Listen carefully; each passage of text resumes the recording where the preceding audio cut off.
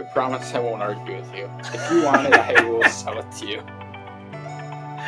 I have before.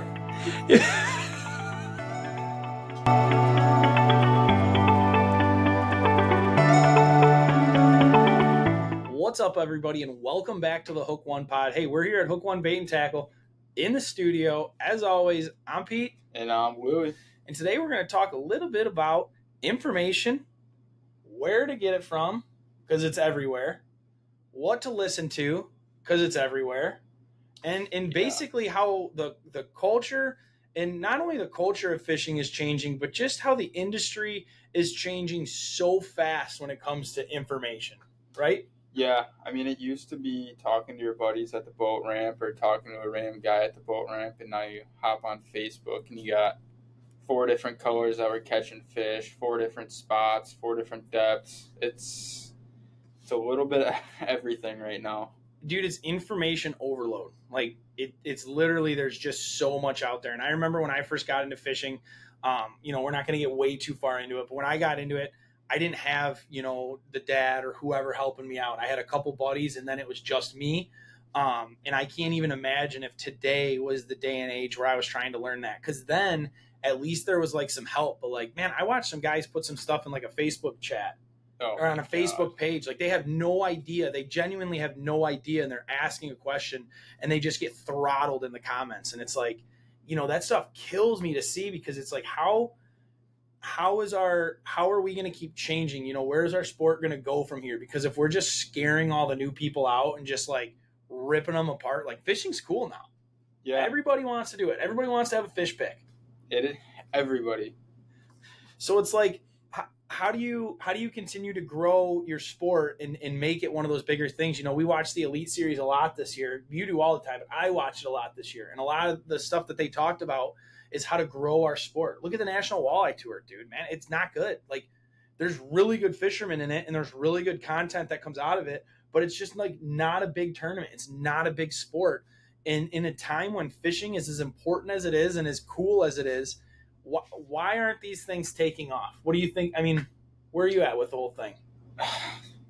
Honestly, everything's so different right now. Like,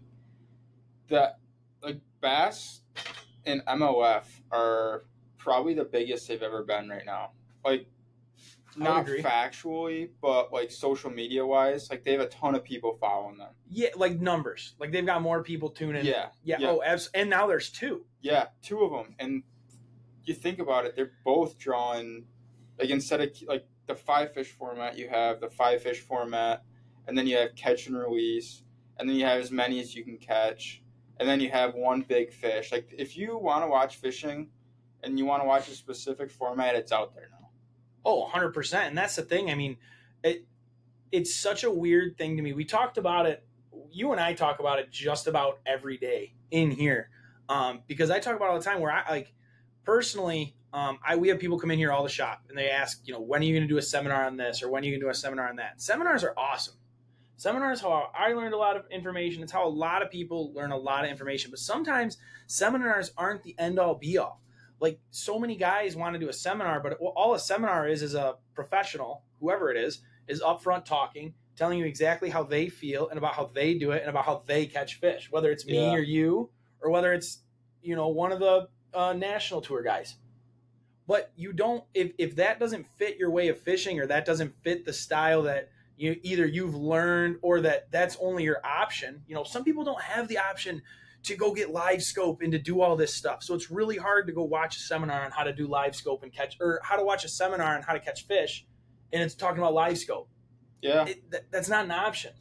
And so, like, for me, sharing information, dude, these bait shops like ours, and I'm not saying this because we're in the industry, but I got into the industry because I thought it was important. Like, bait shops like ours and Anderson's and Jay's, I'm going to start leaving some out, but like all the guys around us, Anglers Point, Sportsman's, Lakeside, Dipnet, all the guys down there in Detroit, like, these places are so important because you can come here and talk to people just like you and just like us and share information about how it's happening and how it's going. And personally, I think that is super important. You know what I mean? It's 100% more important. But then you get guys that come in and listen to social media and let social media get to their head, and they're the guys that go out and struggle. But And they're listening to 4 different reports and guys we've all been over there. the river. Yeah. We've been there. Like, I'm not just saying that, Louie's not just saying that to bag on like the average Joe. We've been there. We've taken the overload of information and been like, oh, you have to go do this out there. You have to go do that. You have to be here, here, and here. Like, so much. There's just so much report fishing. And it's like when you actually sit down in the bait shop, you can agree, and I'll let you touch on this a little bit. But when you sit down in the bait shop and actually talk to these guys, how much different is what we're actually talking to these guys than what we're seeing on Facebook and on reports and stuff like that? Like, dude, the information is totally different when the guys actually come into the store and you're talking to them, correct? Yeah. I mean, 99% of guys, like, you talk to them and they slowly start spewing how they're catching fish. And it's, like, completely different from every other Facebook post you see. But then you see some guy who just got into it, not to shit on him, but he goes out there and catches 3 fish, and he's got the magical spot and the magical baits, and then everybody starts doing it, and then they wonder why the fishing sucks. Yeah, man. And like, we talk about it all the time. If fishing is going to evolve and we're going to continue to stay on top of fish and we're going to continue to keep, going in the direction that we've been going for years, that all goes with sharing information. You have to, sharing information and sharing spots are 2 totally different animals. You can share information and knowledge and how you do things, and then you can also share your spots. But like you and I talk about, if I've got someone coming in the shop that's never jigged before, or whatever the situation is, or they're wanting to learn how to do something, I'm not doing them any favors putting them on the spot, besides allowing them to catch that limit one day and maybe another day. Yeah. You're not learning anything valuable from that. And to us, like, that's what fishing is. Catching is great. Catching is super fun. But the chase, you'll never be the top. You'll never be the top. You'll never be the top. You'll never be the top. Who's out there right now that's on top? They'll never be the top, because it's like this thing's always changing, and it's so fun to see that. But the overload that we're seeing is unbelievable. And we talked about it a little bit with our fishing is getting too expensive. Like, when is it going to stop? We talked about the rods, right? When is it going to stop? When you got your drop shot rod, your Ned rig rod, your cranking rod, your punching rod, your tubing rod, you got all these different rods. It's going to be the same thing with the information, because as much as our industry's changing, it'll always parts of it will always stay the same. Oh, 100%. But it's finding the information, because what do we talk about all the time? Confidence. Yeah, time on the water. So your confidence, my confidence are different, and it shows. The people I watch on YouTube are different than the people you watch on YouTube, and it's really interesting to see that. Like, and I don't know, a lot of the times we have the same information, and then a lot of times we have differing information. There's so many opportunities out there, and what we're hoping to do today for you guys is help kind of break it down, because at the end of the day, you need to know what's true and what's not true. Yeah, and you have to choose who you listen to. 100%. And choose who you share information to. Exactly. And you should do that with not only people you trust, but people that are, not only, you got to understand that there's some people that fish similar. Like, I would say that me and Louie fish pretty similar. Like, we go out there a lot of times. We have a lot of the same boats or baits in our boat. We've kind of got the same thing on our mind. Would you agree? Oh, yeah. But then there's other guys out there that'll fish totally different than us. Maybe they're not jig fishermen at all. Maybe they're crawler harness fishermen. And when they jig troll almost, because they don't like using their trolling motor. There's a lot to be said about listening to people that don't fish like you do. Oh, yeah. That's where I've learned the most. And especially these last 3 years having the bait shop, I have learned so much from guys that have done things that blow my mind. Like styles of fishing that have never really crossed my mind. You know what I mean? Yeah. And it's really cool to be able to get that. And that's where, to me, that's where the valuable information is. We did our Fall Frenzy days this weekend. You were in there Saturday morning. How sweet was that to be in there Saturday morning with those guys? Yeah, it was pretty cool. We had a bait shop full of guys that were, you guys, you and a couple buddies were in there. And then we had Dean, who's always fishing like around St. Clair. And then we had some guys that were from like Flint that stay up fishing around there. And then we had some guys that were from like the Metro Detroit area that were heading out to Lake St. Clair. And like we had 4 or 5 groups of guys in there just talking. Just talking, BSing, talking about the ways we like to fish, the fish we like to target, how we like to catch them. That was valuable. Yeah. That was more valuable. To me, that was more valuable than a lot of the seminars that I go to. And the only reason I say that is because like typically after a seminar, I've got a hard time listening and then learning. You know what I mean? I've almost got to be hands-on. I've got to do it. I've got to see it. I've got to understand it a little bit. But the seminars, I leave with so many questions. Yeah. A lot of the times when we're in here, you don't leave with questions because the tackle is right in front of us. When you're in a bait shop doing the shop talk, the tackle's right in front of you. The rods are right in front of you. The reels, the baits. You can vividly, you can see how it works. You can understand that whole process. Yeah. Yeah. You can actually explain like how to tie a drop shot, how to get the hook to face straight up, how to use a crawler harness, how to hook up a bottom bouncer. Like it's not. No, 100%. And it's not, a lot of the times it's not rocket science. A lot of the times it's just overlooking a little thing here or a little thing there. And that's what drives me nuts when you go on like those Facebook pages and you're just watching these guys get slaughtered in there. And it's like, dude, you know, I was that guy once. And if I was like, hey, I'm looking into getting fishing, where do you guys suggest I start trying out? And guys just started grilling me like, get your own spot. You're a lazy idiot, blah, blah, blah. I'd stop fishing. Oh, yeah. And for guys like us, that's bad because then nobody wants to buy a charter and nobody wants to come buy bait and tackle. Well, if nobody wants to buy a charter and nobody wants to buy bait and tackle, then we close. And a lot of other bait shops close. And then the guys that want to fish want to go to a bait shop and they're complaining that there's no bait shops, but there's no new people fishing to buy the bait and tackle. Dude, it's a whole it's the circle of fishing life. It's the circle of the industry. Yeah, why do you think it is more Elite Series guys and more National Walleye Tour guys and really more people in general have YouTube? Like we talked about it a little bit. There's a statistic out there that there's over 2 billion hours of YouTube watched per day.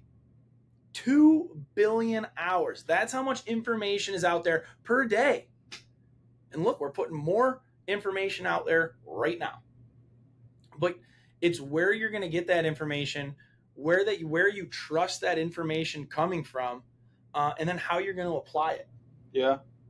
But it's just, I don't know, man. It's something that I thought it'd be really fun to sit down and talk about because you and I talk about it all the time. We'll come into work and it's like, hey, did you see the Facebook on so-and-so? Or did you see that Instagram post on this? Or did you see? And it's like, dude, how does the average person keep up that has a full-time job that's not this? Facebook is a wild place to be a fisherman now. Facebook, I think, is more elevated just because of like our clientele. We're in a small city, small area type deal, and a lot of these guys, like a lot of even the posts that you see, you recognize a lot of the names and stuff. So Facebook's easy to pick on, but it's on TikTok, it's on Instagram, it's on YouTube, where guys will just ask simple questions and get slaughtered, and it's like, that's not what we stand for. There's a reason that we have a YouTube video. There's a reason that we take the camera out on the boat. There's a reason that we sit down here and spew nonsense for an hour every week. But like, if you were a guy that was just getting into it, you had no idea what you were doing, but you're like, hey, I want to spend more time outside. And you're just getting into it. Where, like, realistically, we talk about where would you start? Where would you start getting your information? Probably YouTube. YouTube. Okay, so then you YouTube something. We were talking about this a lot, but now there's a lack of knowledge. There's a lack of knowledge on YouTube in the sense of how many videos can you look up how to do it? Yeah. You can watch 2 billion hours a day on guys catching fish. And I love watching guys catch fish, but to me it doesn't help me. I can watch a guy catch fish, but if I don't know the bait he's using or the type of water that he's in, and there's times, 90% of the time I watch YouTube, it's for entertainment value. It's to watch people catch fish.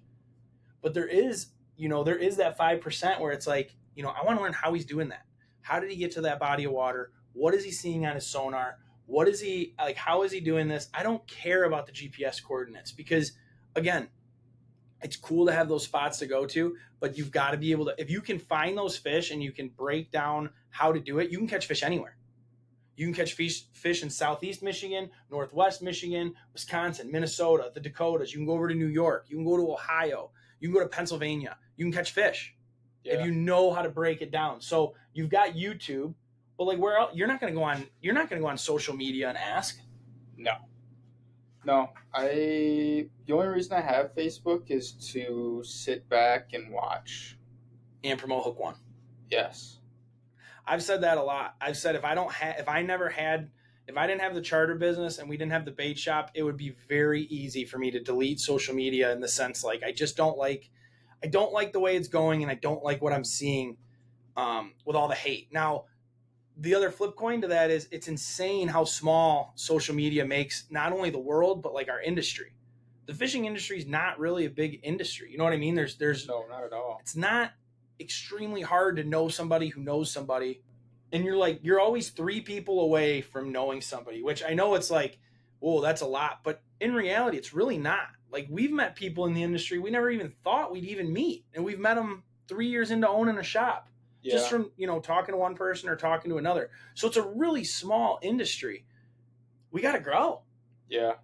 We got to grow, and the only way to grow is going to be to share that information respectfully, because at the end of the day, guys, there are guys that do it wrong. There's going to be guys that rip your spots. There's going to be guys that pull up on you and steal your fish. They're not doing it the right way. And to be honest with you, they're a vast minority. Would you agree with that? They're just the loudest minority. Yeah, they're the easiest to pick out of the crowd because they stick out like a sore thumb. 100%. So it's like when you see people that are asking those questions, or you see them at the boat launch, or even you see them out on the water. I mean, man, you can tell. You can tell when I'm out on the water and somebody's in my way and they don't mean to be in my way. And by that, I mean, like, we're running a drift and they're either coming upstream or they're stalled out in their drift or whatever the situation is. They just might not know. Yeah. So instead of grilling them and cussing them out on the water, cussing them out at the boat launch, slaughtering them in the comments, like, let's just try and, I don't know, man. I don't know. It's weird to me.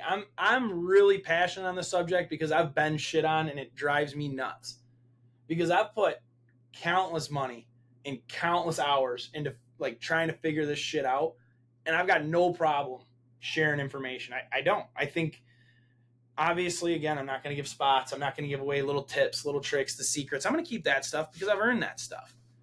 But a general information is fine. And when guys go out and catch fish, I think that's a good thing. You think that's a good thing. You like when the customers come back and tell us they caught fish. Oh, yeah. I mean, do you plan on going out there and catching every single walleye in that river? I wish. Yeah, exactly. I mean, you wish you could, but you're not going to. No. You know what I mean? And the run of fish is going to move. They're going to go from the north to the middle, to the south, back to the middle, back to the north. You're not going to be able to fish all that water. You've got a job. Whether you like it or not, you've got a job. You have to be in here. Yeah. Which means you're not going to be out there. But that's where you talk about, keeping your circle small. Have a few people that you can trust, that you can rely on, reach out to, keep your fishing reports between yourself, but then still learn. But by keeping your circle small, it doesn't mean that you can't share that other stuff, whether you're at the launch or at the bait shop doing that sort of stuff, right? Yeah. How many guys come in and they won't tell us their color that they're using because it's a secret color? Half the guys. How many guys walk up to the counter and throw 3 packs of the exact same color on the counter? All of them. How much of a secret is that? You know what I mean? Here's my other philosophy with it. I'm out fishing. Whether I'm in the wrapped polar craft with our logo plastered on the side, or I'm in a 14-foot John boat, and say that John boat's all gray to blend in. Dude, you're a boat floating on the water. How are you going to hide? You're not. You can't. You can't. No matter how bad I want to hide, no matter where I run to fish, if a boat passes me, they're going to see me. Oh, yeah. And it's like, it's just crazy to me. It's mind-boggling how many guys just are like so dead set on their way's the right way. It's the only way to do it. And then they won't share any information. They won't talk about it, nothing. And it's just tough. It's tough for me because that doesn't help us figure this stuff out. I mean, dude, we've got 46 miles of river. We've been fishing it since probably 1910. And there's probably still spots in that river where people haven't fished and they haven't caught walleye because we've been doing the same thing for 120 years. We've been handlining the same spots. We've been jigging the same spots. And I will say, with COVID's a great example because with COVID, it forced us to fish the American side. Where we're at on the river, we have half the water's American, half the water's Canadian. So when COVID happened, the Canadian border was closed for what, a year and a half? Yeah. Just about? So almost 2 years, I think. Yeah, so the border's closed. We can't even fish the other side of the river.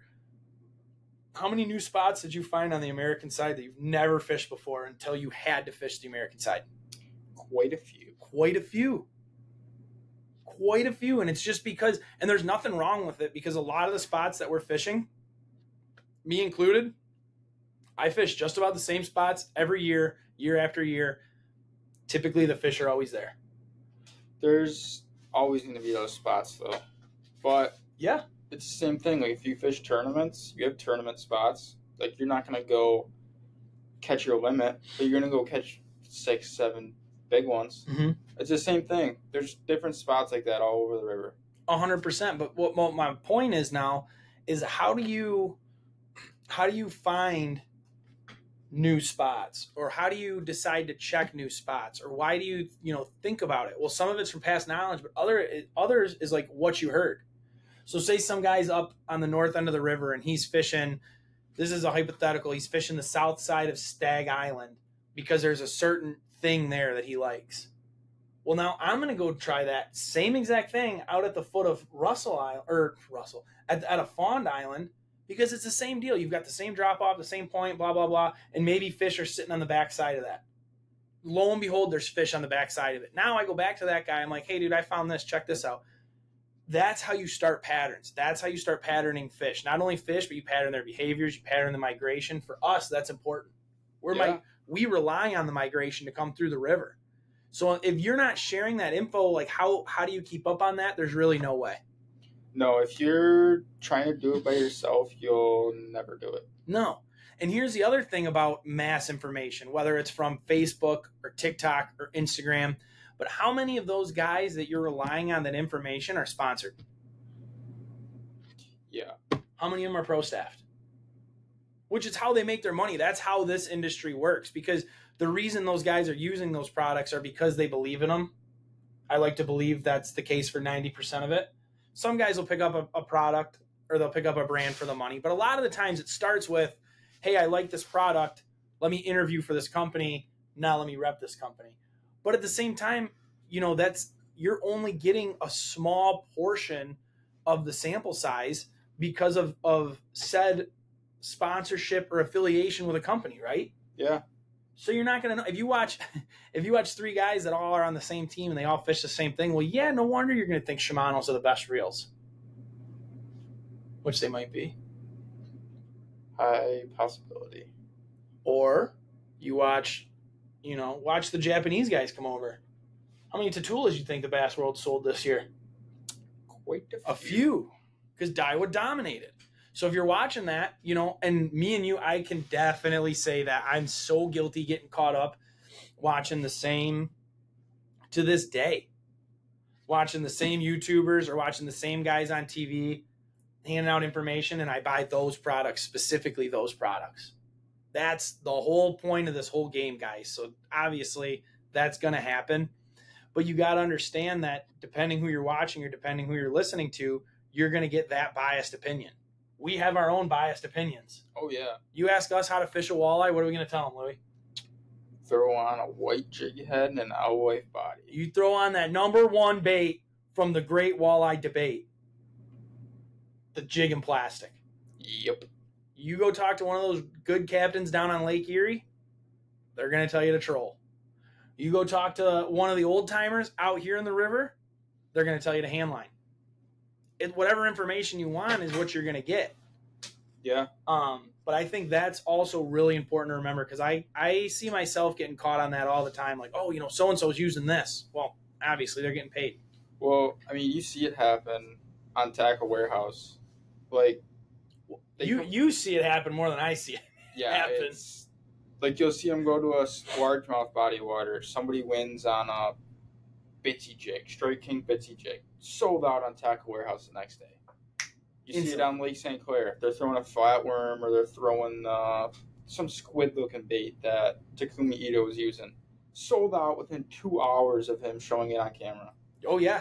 Like, it happens fast. And then John Hoyer using the Champ Swimmers. Sold out everywhere. We never even got ours. They never even came this year. It happens so fast. And it's hilarious because people think, oh, this is the only swim bait you're catching on this Nailed lake. it, dude. I was just going to say that. How many times are you guilty of buying that bait thinking it's the only one? You don't want to know how many Champ Swimmers I got out in that garage. And I catch them on a lot of other paddle tails. As long as that tail moves, they're going to bite it. But I'm like, oh, this has got to be the one. And that's good information. Because it's not that they don't work. Hoyer weighed 93 pounds in 3 days on Champ Swimmers. Champ Swimmers work.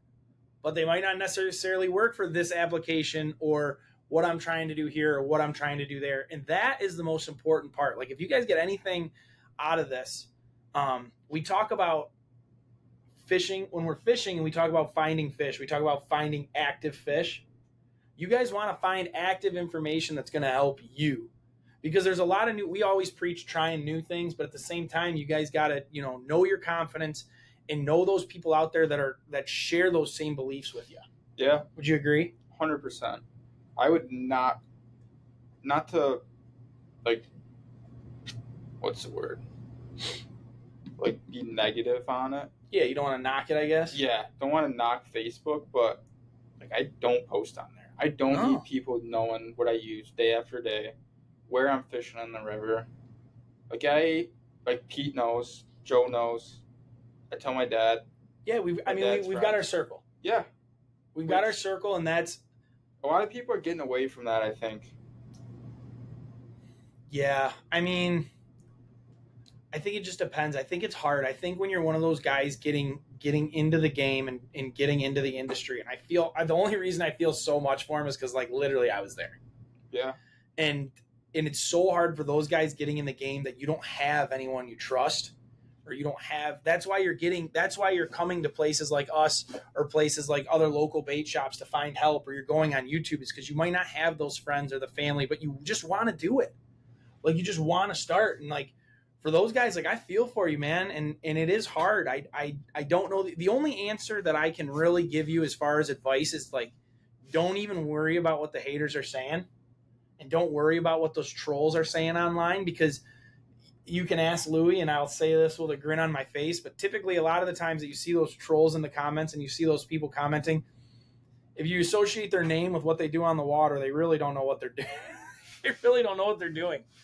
And it's like they just might get the joy of trolling you and getting after you. But I promise you that there's good people out there. I've met a lot of good people on Instagram.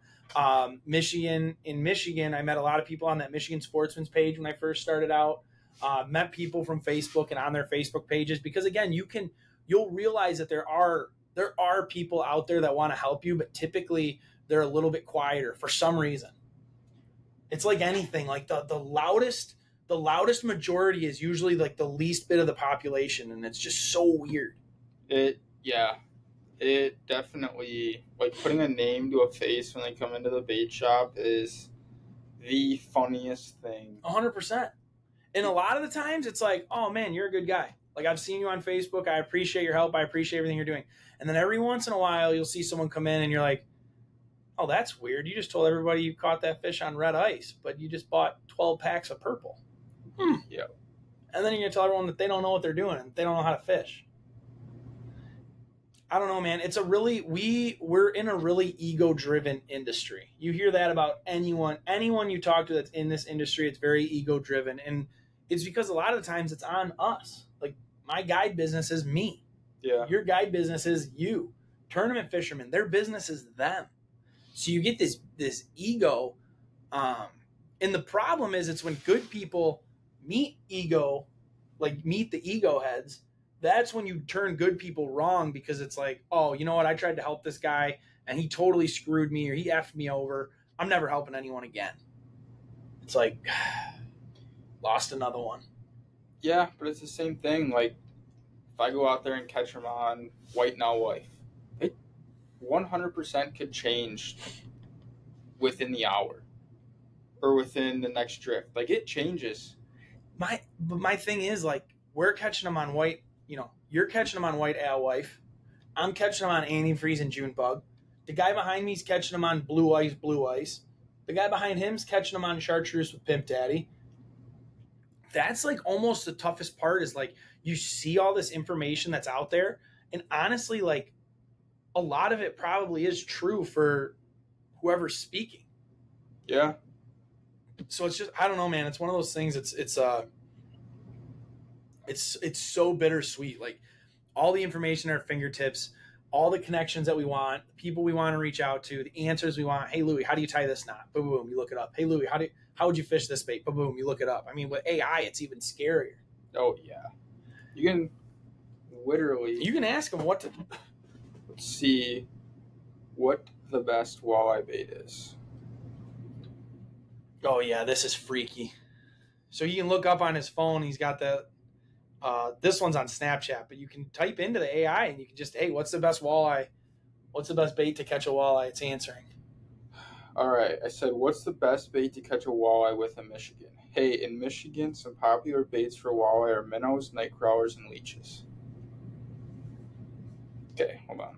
I mean... Oh, and it sends you a link to Tackle Warehouse to buy baits. Whoa! How do we get the AI to send it to Hook One? We want to go into www.hookonebaitandtackle.com. Shameless plug. Oh my God. Yeah, and so you go to Tackle Warehouse and it takes you right to the plastics, crankbaits. Is that jigs? Oh yeah. Yeah, so it's nuts. It's nuts, dude. We're just in such an insane time where you can get all the information you want. And unfortunately, with that comes, there's just all the wrong information out there. Because any idiot like me and Louie can get behind a microphone or get on a camera and post this stuff. I mean, I guess we hope that you guys don't think we're idiots. That's why you're tuning into this. Yeah. But it's true, man. But it's the whole reason why we got into this. And I think that's important to talk about too, is kind of our philosophy here at the shop, not moving forward, but where we started the shop, the foundation and the principles that we started this shop. And it's why we're doing these podcasts. It's why we do the shop talks on YouTube. It's why we got the cameras and stuff coming out with us now, and it is weird. I mean, I'll be honest with you guys, with our viewers, with our podcast listeners. Guys, it is weird starting a YouTube channel knowing that 85% of the people are going to watch those videos to see what's in the background. And I can safely promise you that we're not ever going to go to any secret spots. And rarely are we going to do a lot of videos that are just catching fish. That means nothing to me. You can watch anybody go to Detroit River and catch 100 walleyes. You can. You can probably watch them do it in 25 minutes. Yeah. Put it on Facebook. Yeah. And your dad would give him a blue ribbon. My dad would give you a trophy and a blue ribbon and tell you to have a good day. So it's like, I don't know, man. It'll be interesting. It'll be really interesting to see where it goes. But it's like I said, that's our foundation. We talk about being a part of the culture and being a part of that. Man, I've met the best people in my life through fishing. Oh yeah. Whether it's through the bait shop or through charter fishing or freaking you. I mean, we've been together for 3.5 years. We've been becoming best friends, basically family at this point. Yeah. And it's like that never would have happened if it wasn't for the bait shop. You know what I mean? And I meet guys out that I fish with every day now. People that you don't see them for a while and you just say, hey, thinking about you, man, love you. You know what I mean? It's like when you meet people like that and you can make bonds like that out on the water, because you guys typically, if you're fishing together, not only do you share a common interest, but you're going to share similar values. Like I've noticed that a lot. But then in that same time, man, we've met some shitters. We've met some real shitters. Yeah. And I just don't know. I just can't figure it out. Like Allie is always like, why are fishermen so obsessed with drama? Why are they always gossiping? I don't have an answer for that. I really don't. It's hilarious. It really is. And I'm not even going to we're not even innocent from it because we get tied in. Oh, dude, did you see that on Facebook? Blah, blah, blah, blah, blah, blah, blah. It's because of social media. Oh, You 100%. you have access. Yeah, you have access to everybody's life, and then not only that, you have access to everybody's life. So, say I don't post on social media. Perfect example. Say I don't post anything on social media, but I'm backing down at the ramp one day, and I back right up on the ramp, or my truck goes in the water. Dude, everybody's gonna know about it. Oh, it's on someone else's Snapchat. It's on someone else's Instagram. Oh, look at Hook One. He's floating away. He drove his, and it's like, it's just crazy, man. I don't know. It's crazy. This is what I've realized. I can watch something happen at the boat ramp, like on a Saturday morning when it's busy, and I can count on going on Facebook 4 or 5 hours later and seeing the same exact thing. Yeah. On Facebook. Dude, how many times have we mentioned it in this podcast, in this store? How many times have we mentioned that you see a Facebook post come up about a color and we sell out of that color in minutes? It's instant. It's instant. Well, I told you, this is for all you guys out there watching YouTube. Here's a stat for you. And I might have even said it on here before, but there was another study that was in with that 2 billion hours of YouTube watched a day. There's a study in there about our attention spans as humans. And our attention spans as humans is pathetic. A goldfish, for example, has 11 seconds of an attention span. You can keep a goldfish's attention for 11 seconds before it drifts off. Do you know what people's are? Do you remember the number I told you? I think 8 seconds. 6.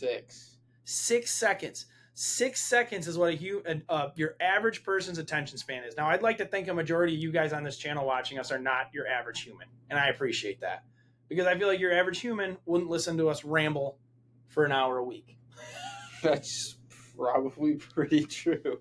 But it's crazy, man, because it's like in a day and age where you can get information at your fingertips and you can find out about what you want to fish for, where you can fish for them, how to fish for them, all sorts of information. How are you going to do that in 6 seconds? You don't. It's so lopsided just where we're at. And I think the number one thing is you need to ask yourself, do you love fishing or do you love catching? And then as soon as you answer that question, it makes it a little bit easier about the people that you should be following and the information you should be listening to and stuff like that. Because obviously we all love catching. But if you expect to go out there every day and catch your limit of walleye in under an hour or catch your 50 perch or catch whatever and just be ignorant to the fact that weather can happen, literally anything can happen. I mean, I don't even want to just – because like wind can pick up, it can rain, it can sleet, it can – storm, the fish might not bite, your pressure might be way up. Whatever the situation is, it might be totally out of your control. And now you got to figure out plan B. Yep. And I think that's really important when you're a fisherman is being prepared. I know as guides, and I know any of our friends, Connor, Anthony, Joe, all these guys can relate to us. We never go out on the water with just one plan. This is what I was told to do, and this is what we're going to do. We're going to go do this, and if this doesn't work, we're going to do this. And if this doesn't work, we're going to do this. You've got to be able to have that. The only way to have that is to have enough information to be able to process kind of what's going on. Yeah. I mean, you have to have multiple spots, multiple different colors tied on. Like, you got to have multiple, almost everything ready to go, like at the snap of your fingers. Yeah, you know what? The big thing is just preparation. Because even if it's not ready to go, if you know where your jigs are at and you know where your plastics are at and you can get to them like that, boom, you can have them tied up ready to go. If you know where your crawler harnesses are and your bottom bouncers are, boom, you can have it tied up ready to go. The only way to know that you're going to need all that stuff is to be getting viable information. Yep. You know, someone calls up to the shop right now. If you were to call me tomorrow, if you watch this video and you call me tomorrow and say, hey, how's the walleye fishing? Which would piss me off so bad if we just got a bunch of phone calls just cause.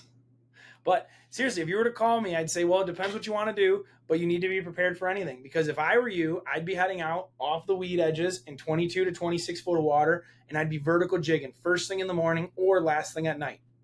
And then if I'm fishing later in the morning or earlier in the evening, I'm bringing my crawler harness stuff and I'm pulling worms, and I'm pulling worms out deep, covering as much water as possible. Yeah. Because you have to be able to do that. But if you know what I mean? If you only know to go jig or you only know to go pull harnesses, And that's where this whole conversation comes back to is how would you know to bring both? Dude, the answer's clear. It's people like us.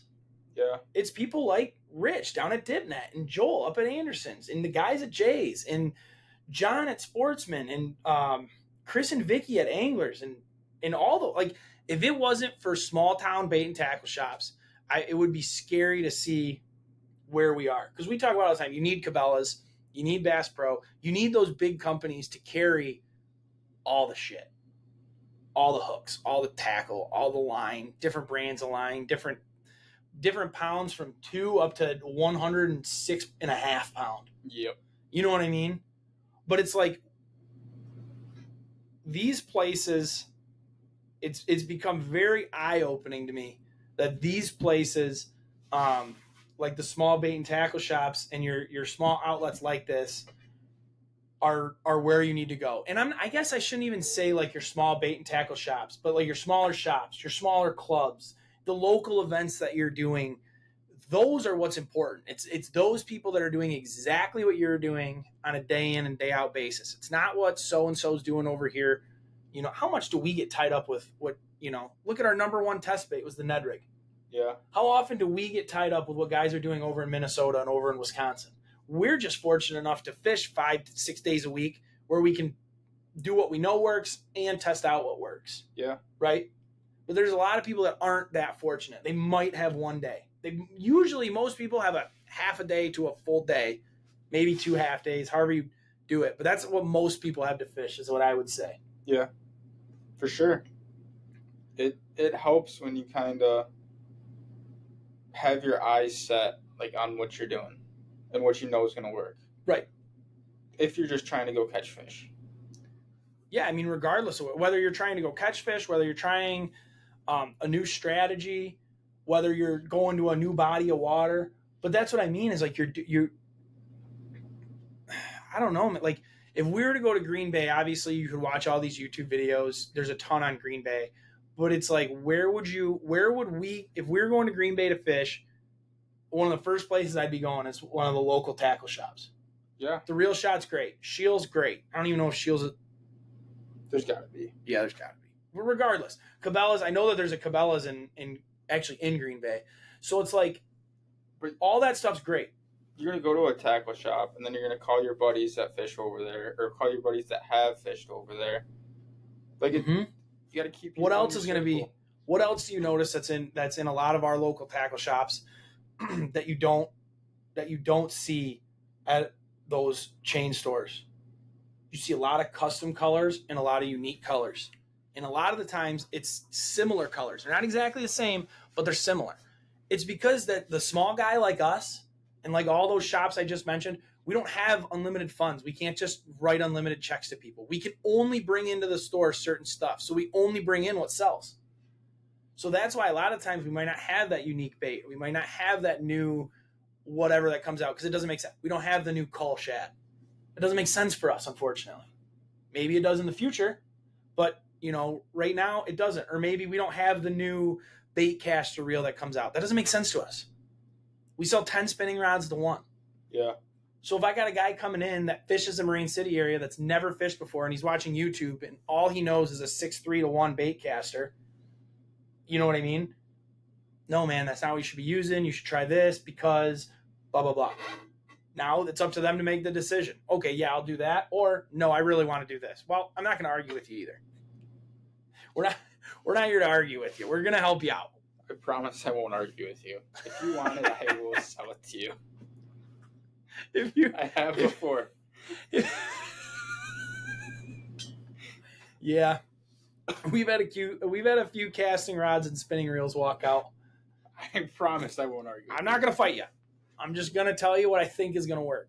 But no, seriously, I mean that when you walk into our store, for example, you're going to see 20 colors of jigs on the wall. I would throw any one of those 20 colors of jigs on my bait.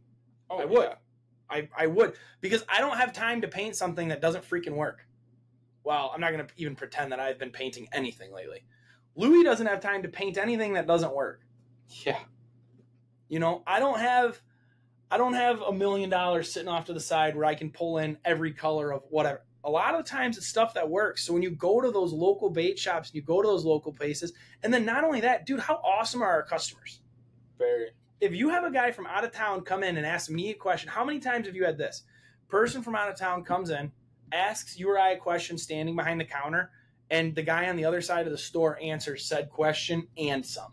Yeah. It's like, dude, we've got, and I don't know, maybe that's, I got a hard time believing it's just us because I've seen it happen in other bait shops, but like we do have great customers and we have great people that want to help. And it's like, it's really cool to see that happen. And that's kind of what I was getting at in the beginning of the episode was like, you know, on Saturday when that happened, that's why we do our events the way we do. That's why in the, you know, the spring, the summer, and the fall, we run 3 big events a year. And I never try and headline them with big seminar guys. And I always have guys asking, you know, who's going to come do the seminar? Who's going to come talk to us? We've done a few seminars, and I think they all have their place. But you can find a lot of seminars on YouTube. You can't find the roundtable talk and like just the shop. I always call it the shop talk, but just like the little tips, the little tricks. You can't find that anywhere else except in conversation. So the reason we run those events is if I can bring a bunch of people together that want to find a deal on fishing tackle and want to talk fishing, other guys are going to learn. Yeah. And it's just been really cool to see that go. And that's really going to be our philosophy moving forward. Like there's going to be a lot more. We're going to have good names on here, right? We've got Pat's coming on the show in the next couple weeks. We're going to be recording with Benny from Yamaha that travels with the Elite Series. So we've got that one coming up. So we're going to have like good names on the show. We've had Jake Romanak on the show. But we also want to have way more guys like Chase Palisari on the show. Like, no offense to Chase, because here's the deal. Chase is a phenomenal fisherman, a phenomenal stick. He gets out to Standard Rock more than just about any average fisherman, I would say. But he is your average fisherman in the sense, dude he works 5 days a week. He works a insulation job. Yeah. But he fishes on the weekends, and he fishes hard, and he fishes successfully. I think those are the ones that you guys are going to be able, and tell me if I'm wrong, right there in the comments, tell me if I'm wrong. I think those are the ones you guys will be able to level with a little bit easier. Those are always the ones that I find to level with a little bit easier. Yeah, because you can relate to them. Yeah, man. I would love, once a month, I would love to have just a local on the show. Or at least a few times a year where we just, one of our guys from the shop, hey, you want to come talk to these guys for an hour? And obviously they're not going to spew wrong information. We're not going to, put anyone down here that's going to lie to you or tell you wrong information. But what I'm going to do is put someone down here that was born and raised here or in the area or on Lake St. Clair or on Detroit River, wherever we're talking about, and tell you, this is how I did it. This is how I got started. This is where we shopped. This is where we did. Dude, all that stuff it's so invaluable. There's not a price tag. There's not an amount that you can put on how valuable some of that information is. No. And they all got their own little tips and tricks and secrets and yeah, and that's the biggest thing is you can find out what works for you. Man, I've heard so many tips and tricks that don't work for me. For some reason, I just can't figure it out. Whatever the situation is. I can't get it through my head. I can't visualize it or I can't apply it, whatever it is.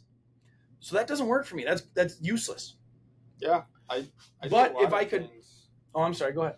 I do a lot of things different than like the average person, I would say. Like the average person uses 6 foot medium heavy jigging rod or medium jigging rod, whatever it is. Medium heavy, light, extra fast, typically.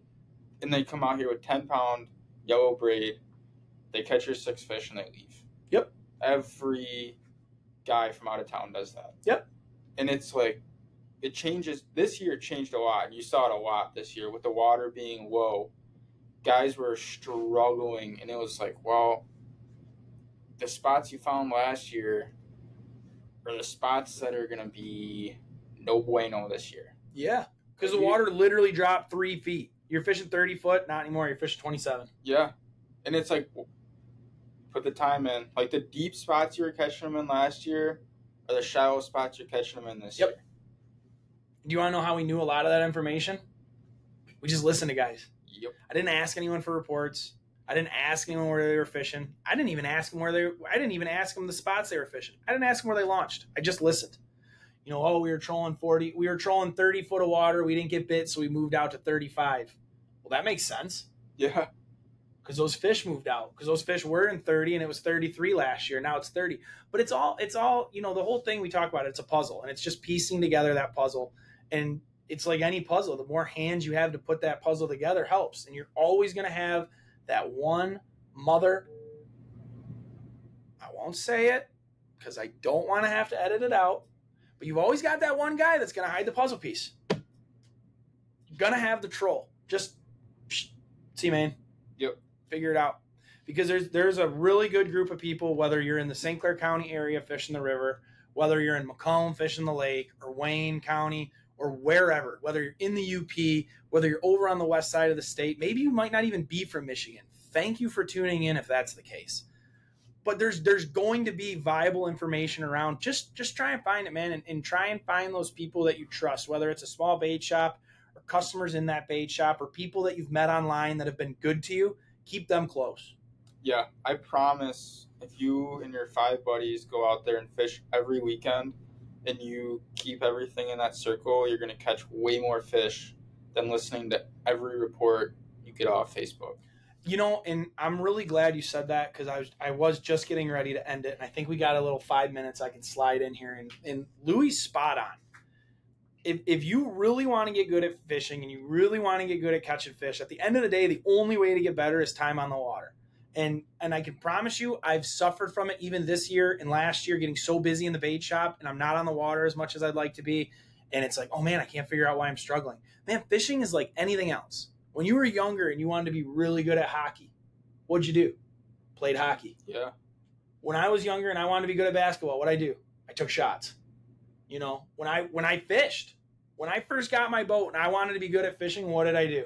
I fished 6 days a week. And I wouldn't fish on Sundays because I had a long shift at the restaurant, and man, did that blow. But I fished 6 days a week. If you want to be good at something, you have to do it. Yeah. I had a football coach tell me, if you want to run fast, run fast. If you want to learn how to run fast and get faster, you need to run fast. You're never going to get fast jogging. You're never going to get better at fishing, not fishing. You can always get better by knowledge. But unless you go out there and apply it, you're never going to get better. And that's just, unfortunately, guys, that's a sad reality of it. I know there's not a lot of time out there in the world. I know there's not a lot of time to get out and fish. You've got to spend your time out there fishing. Because, yeah, I would love to walk out on a golf course and break 90. Yeah. Ain't happening. I don't spend enough time on a golf course to break 90. It ain't happening. As bad as I want to do. I know you guys want to come out here and catch fish. I know you want to come out here and pound fish. It's not catching, it's fishing. So you got to spend the time on the water. You got to spend the time with the baits, getting confident, understanding what you're doing. Would you agree with me there? I mean, there's no amount of information that can replace that. 100%. You could have the worst fishing conditions possible, but if you fish in them day after day after day, you're going to go. You might not limit out, but you're going to go catch fish. Yeah. Because you know what those fish are doing in the worst possible conditions. And even if you don't, this is truly the beauty about fishing. Even if you go out and don't catch fish, you learned something. You know what not to do. Some of my most important, thank you, dude. Yes, seriously. Some of my most important days on the water have been, well, I'm not doing that tomorrow. Yeah. I'm not doing that next week, or I'm not doing that next year, or I'm not ever doing that again because it sucked. I figured that out last week. Yeah. I've been figuring that out like the last 2 months, dude. It is what it is. The more days you spend on the water, the more likelihood you're going to have a bad day. It's really funny, man. It's a really funny equation that it goes through. I don't really know. I don't know the shortcut. I don't know how to beat it besides just, like I said, spending time out there. And like I said, talking to people you trust and people that you want to share your info with. Yeah. But I think that's it, man. Like, I don't have anything else. I feel like that was actually a really informative episode. I feel like it was pretty important. Louie and I really wanted to get you out there, not only because we want you guys to see a little bit into what we're seeing in our philosophy and our beliefs. I mean, that is our foundation. We will help. We will help you guys in any way, shape, or form. I tell you all the time. Drop it below in the comments. Send us a message. Call us. Nobody ever does it. So don't say that we didn't try and help. But just understand that, you know, there's going to be more. As you scroll through your phone, you're going to see more information every day, every day, every day. Learn how to compartmentalize that. Learn to take in what you want to listen to. Don't listen to the other nonsense. That's a big thing that I had to do with myself, was because I get bored easily. I've got a really short attention span for anyone that knows me. And so I always like trying new things. That it's good, but you also got to understand that that's going to bite you more than it's going to help you. And so, you know, stick to your confidence, stick to the people that you trust. I think it'll really benefit you guys as we move forward. Yeah, keep your circle small. What else you got? I think that's it. All right, well, let them know what they got to do. Guys, this is what you got to do for us now. Like, share, and subscribe. Yes, please like, share, and subscribe. You guys are awesome. Our podcast, would you agree? Our podcast audience is pretty badass. For sure. So you guys are awesome. Hey, we're growing this YouTube channel. We are rapidly growing with our subscribers, and we need your guys' help. Please like, share, and subscribe to this video. Let people know where to find information, help people out. And if you don't like helping people out, I think you're going to find out that this podcast might not be for you moving forward. Yeah, probably find another one.